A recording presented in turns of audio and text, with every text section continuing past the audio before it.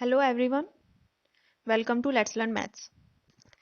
Start करते हैं next question number 11। देखते हैं इसने 11 में क्या दिया है। देखने में थोड़ा सा बड़ा लग रहा है ये, बट इसमें कुछ भी ज़्यादा कुछ ऐसा एक्स्ट्रा नहीं है जो आपकी समझ में नहीं आएगा। ठीक है, तो आप इसको आराम से समझ सकते हैं। वही फॉर्मूले हैं, बस एक एक स्टेप एक्स्ट्रा है इसमें, बाकी सब वही कैलकुलेशन है। ठीक है, तो देखते हैं इसने क्या दिया है हमें। पढ़ते जाएंगे और करते जाएंगे। इसने दिया है हमें, if the sum of the first n terms of an AP is, इसने सम दिया है फर्स्ट एन टर्म का और वो ये है। ठीक है, 4n minus n square. What is the first term? इसने कहा है कि फर्स्ट टर्म क्या है, दैट इज S1। इसने भी बताया है क्वेश्चन के अंदर कि वो S1 ही है, यानी कि S1 को ही हम फर्स्ट टर्म कहते हैं। कैसे कहते हैं अभी जब हम क्वेश्चन सोल्व करेंगे तो उसमें देखेंगे, उससे पहले ही मैं आपको बता दूंगी। What is the sum of first two terms? फिर कह रहा है कि पहली दो टर्म्स का सम बताइए। नेक्स्ट क्या पूछा है, what is the second terms? Second terms की वैल्यू बताइए। Similarly find the third, tenth और nth टर्म।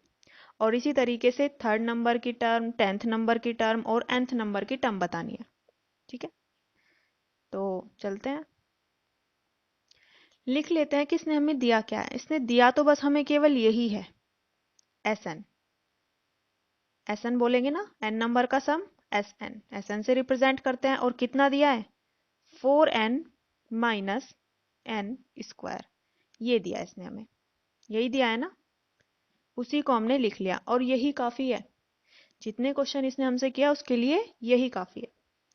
इसने हमें ये दिया है। तो अभी लास्ट क्वेश्चन में, टेंथ में, हमें इसने ए एन गिवन किया था और उसमें शायद कुछ इस तरीके से, और इस तरीके से भी ना हो तो हम लिख लेते हैं कि ये ए एन nth टर्म दे दी थी इसने हमें इस फॉर्म में लिख के। तो हमने n का मान रखा था, तो जब हमने n का मान 1 रखा तो इसका मतलब फर्स्ट टर्म की वैल्यू निकल के आई। सेकंड रखा तो सेकंड की वैल्यू निकल के आई, क्योंकि ये nth टर्म की फॉर्म गिवन की थी हमें, इसीलिए जब भी हम n की कोई वैल्यू रखते थे 1 2 3 तो हमारी टर्म निकल के आती थी। इस क्वेश्चन में इसने हमें सम की फॉर्म दी है, सम की फॉर्म दी है, सम दिया है n टर्म्स का। तो जब भी हम n की वैल्यू रखेंगे तो वो उतनी ही टर्म्स का सम निकल के आएगा। ठीक है, और सम के फॉर्म से हम एपी सीरीज कैसे बनाते हैं या टर्म्स कैसे बनाते हैं वो इसी क्वेश्चन में हमारी हम देख लेंगे या समझ लेंगे कि किस तरीके से फाइंड आउट करते हैं, निकालते हैं। सम की फॉर्म से टर्म निकालना या एपी सीरीज को निकालना हम कैसे निकालते हैं। ठीक है, तो अब हम चलते हैं क्वेश्चन की तरफ। अब एक चीज ये थी कि S1 और A1 वाली, सपोज हमारे पास कोई सीरीज है 2 4 6 8, ये हमने एपी सीरीज लिख ली। ठीक है, तो इसमें ये हमारी फर्स्ट टर्म है 2, और अगर हमसे कोई ये कहे कि S1, तो S1 में भी तो केवल एक ही टर्म आती है। 1 का मतलब क्या है, एक टर्म का सम, और वो पहली होनी चाहिए क्योंकि हमारा फॉर्मूला जो होता है वो फर्स्ट टर्म से काउंट होता है। तो इसीलिए S1 का मतलब है एक टर्म का सम, और A1 का मतलब है फर्स्ट नंबर की टर्म। तो देखो दोनों का आंसर सेम है, फर्स्ट टर्म भी हमारी 2 है और फर्स्ट टर्म का सम भी 2 ही है। क्योंकि फर्स्ट टर्म का सम क्या होगा, वही जो नंबर है खुद में, उसमें कुछ ऐड नहीं हुआ अलग से। तो इसीलिए A1 और S1 एक ही होती है वैल्यू। ठीक है, इसीलिए इसने ब्रैकेट में लिखा है कि that is S1। First term पूछ रहा है ना, और ब्रैकेट में दिया है दैट इज S1, तो वही S1 होती है और वही A1 होती है। अगर ये हमसे कहता सेकंड नंबर की टर्म, तो सेकंड नंबर की टर्म की वैल्यू है 4। बट अगर ये हमसे कहे S2, तो S2 की वैल्यू वो नहीं है जो A2 की वैल्यू है। क्यों? क्योंकि A2 का मतलब है सेकंड नंबर की टर्म का होना, जिसका मान 4 है। बट S2 का क्या मतलब है कि दो नंबर्स, जो फर्स्ट टू नंबर्स है उनका सम। तो फर्स्ट टू नंबर कौन से हैं, 2 और 4, और इनका सम कितना होगा, 6। तो इसीलिए A2 और S2 हो गया ना डिफरेंस इनमें। तो इसीलिए केवल A1 और S1 का ही मान सेम होता है, बाकी का नहीं।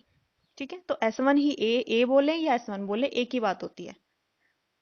तो तो अब हम इसको यहाँ से, आपको ये समझ आ गया होगा A1 S1 किस लिए होता है और बाकी के क्यों नहीं होते। तो S1 ही A1 है, क्योंकि एक नंबर का सम क्या होता है, वही नंबर होता है जो है। तो अब हम चलते हैं क्वेश्चन पे। Sn, ये फॉर्म इसने हमें गिवन किया है, तो अब हम इसमें n की वैल्यू रखते जाएंगे और उतने ही नंबर का सम हमें मिल जाएगा। क्यों? क्योंकि फॉर्म इसने Sn की दी है, सम की दी है, तो n का मान रखने पे जो वैल्यू निकलेंगी वो भी सम की ही निकलेगी। तो इसने फर्स्ट हमसे पूछा है कि what is the first term. ठीक है, तो अगर हम n का मान 1 रखते हैं, ठीक, और यही क्या कहलाती है हमारी a, पहली टर्म भी यही कहलाती है। अभी बताया आपको कि जो a है फर्स्ट टर्म है, वही हमारी S1 भी होती है, क्योंकि दोनों की वैल्यू सेम होती है। इज इक्वल टू, तो हम S1 रख रहे हैं, n की जगह क्या रख रहे हैं 1, तो इधर n की जगह क्या आएगा 1 आ जाएगा, माइनस 1 का स्क्वायर। तो जहां भी n था हमने 1 रख दिया, तो कितना आया 4 1 जा 4 और ये माइनस के 1, तो S1 की वैल्यू कितनी आई 3। इट मीन्स ये A1 की भी वैल्यू है, इट मीन्स ये A1 की भी वैल्यू है और S1 की भी। और इसने हमसे सबसे पहले यही पूछा था ना, what is the first term, तो ये हमारी निकल गई। तो एक तो हमने इसका क्वेश्चन बता दिया। अब चलते हैं आगे। What is the sum of first two terms, अब बोला है कि पहली टू टर्म्स का सम बताइए, फर्स्ट टू टर्म्स का। फर्स्ट टू टर्म्स का सम यानी कि क्या बताना है हमें, S2 बताना है। n की जगह कितना रखा 2, तो इस फॉर्म में n की जगह क्या रखेंगे हम 2 रखेंगे, क्योंकि इसने सम की फॉर्म दिया और हमसे S2 पूछा है, तो 2 रख देंगे हम इसी फॉर्म में। अब 4 इंटू 2 माइनस 2 का स्क्वायर, ठीक है।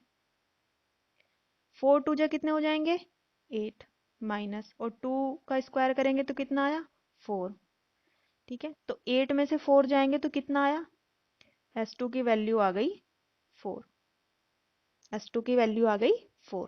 पूछी थी ना ये इसने हमसे, पूछी थी, तो हमारी एक और सोल्व हो गया। इसने हमसे टू टर्म्स का सम पूछा था S2, ठीक है।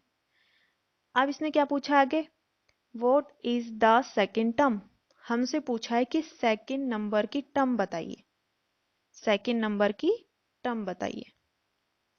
हमसे पूछा है A2, तो A2 हमसे इसने पूछा है, तो A2 को हम कैसे निकाल सकते हैं, देखो A2 को हम अगर S2 में से S1 को माइनस कर दें तो हमारा A2 आ जाएगा। अगर हम दो नंबर के सम में से एक नंबर के सम को घटा दें तो क्या बचेगा, सेकंड नंबर की टर्म बचेगी हमारी। कैसे, देखो अभी हमने एक सीरीज लिखी थी, ये 2 4 6 8 लिखी थी ना।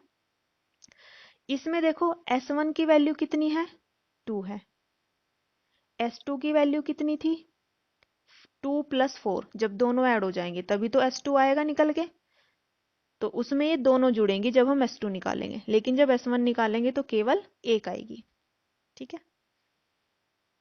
अगर हम S2 में से, S2 में कौन कौन सी वैल्यू है 2 और 4, उसमें से S1 घटा दे, यानी कि इस S1 का मान 2 है ये घटा दे, तो क्या बचा 4 बचेगा ना।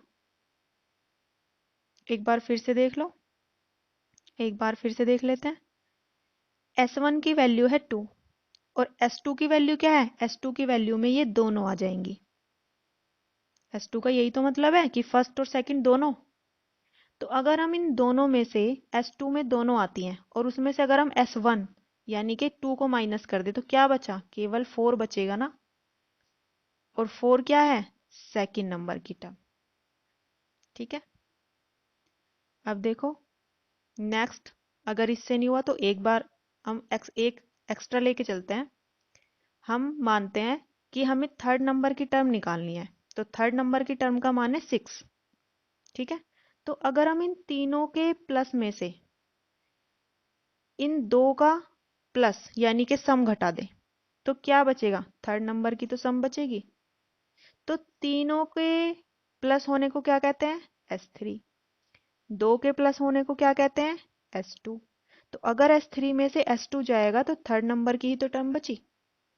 ठीक है, तो इसी तरीके से अगर हमें सेकंड नंबर की टर्म बतानी है तो सेकंड नंबर के सम में से पहले वाली सम को घटा देंगे।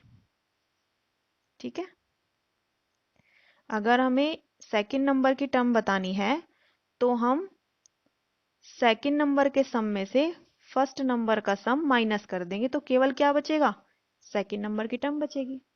ओके, तो अब हम क्वेश्चन पे आते हैं। तो सेकंड नंबर की टर्म निकालने के लिए हम S2 माइनस S1 करेंगे। S2 की वैल्यू कितनी है, देखो 4 अभी तो निकाली थी। S1 की वैल्यू कितनी है, 3। तो A2 का मान कितना आया निकल के, 1। A2 की वैल्यू कितनी आई निकल के, 1। ठीक है, तो ये भी हमसे इसने पूछा था A2। Similarly find the third term, 10th term and the nth term. Third term भी बताइए और 10th टर्म भी बताइए और 9th टर्म भी बताइए। तो अब हमें बतानी है थर्ड, 10th और nth टर्म। ठीक है, तो हम चाहे तो पहले सम निकाल के भी निकाल सकते हैं और हम चाहे तो पहले nth टर्म को फाइंड कर लेते हैं हम। ठीक है, nth टर्म को फाइंड करने से क्या होगा कि हमें बार बार ये नहीं माइनस करना पड़ेगा, और ये नहीं माइनस करना पड़ेगा हमें, तो हम थर्ड और 10th की वैल्यू उसी में रख लेंगे। और वैसे भी nth टर्म हमें बतानी ही है। ठीक है, अब हम निकाल लेते हैं S3। S3 निकाल लेते हैं। S3 कैसे निकालेंगे, इसकी जगह पे 3 रख देंगे हम। 4 इंटू 3 और -3 का स्क्वायर, तो ये कितना हो जाएगा, 4 3 जा 12 और माइनस हो जाएंगे 3 3 जा 9। तो कितना आया यहाँ पे, 12 में से 9 माइनस करेंगे तो 3 आ जाएगा। ठीक,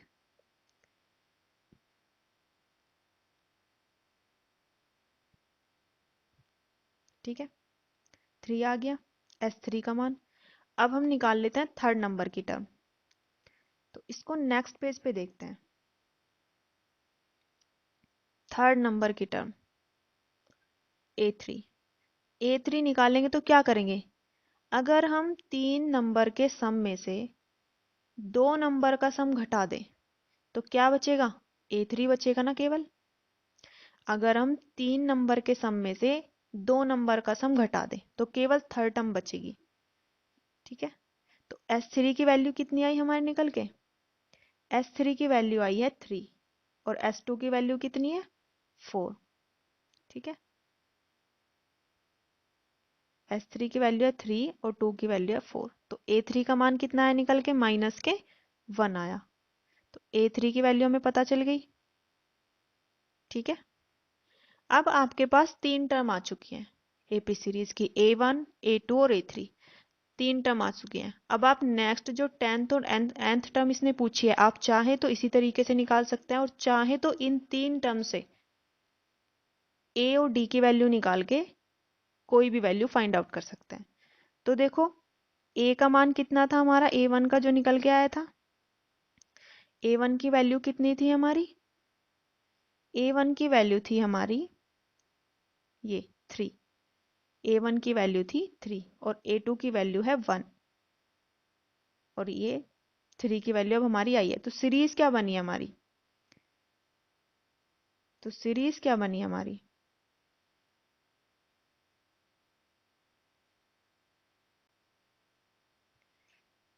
तो सीरीज बनी हमारी 3,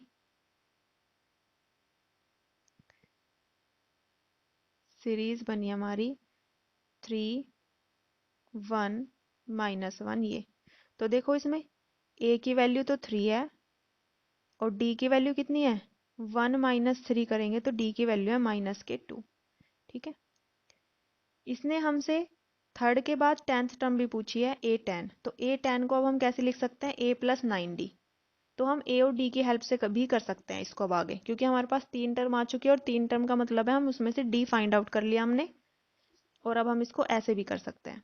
तो A की वैल्यू कितनी है हमारे पास, 3 है और 9 इंटू D की वैल्यू कितनी है हमारे पास, D की वैल्यू है -2।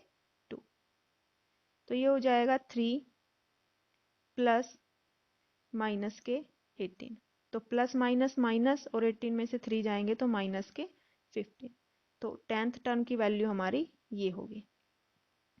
nth टर्म का मान निकालना चाहें हम तो ए एन, तो a की वैल्यू क्या है 3 प्लस n माइनस 1 और इंटू डी, डी की वैल्यू है माइनस के 2। तो ये क्या हो जाएगा ये हो जाएगा 3 प्लस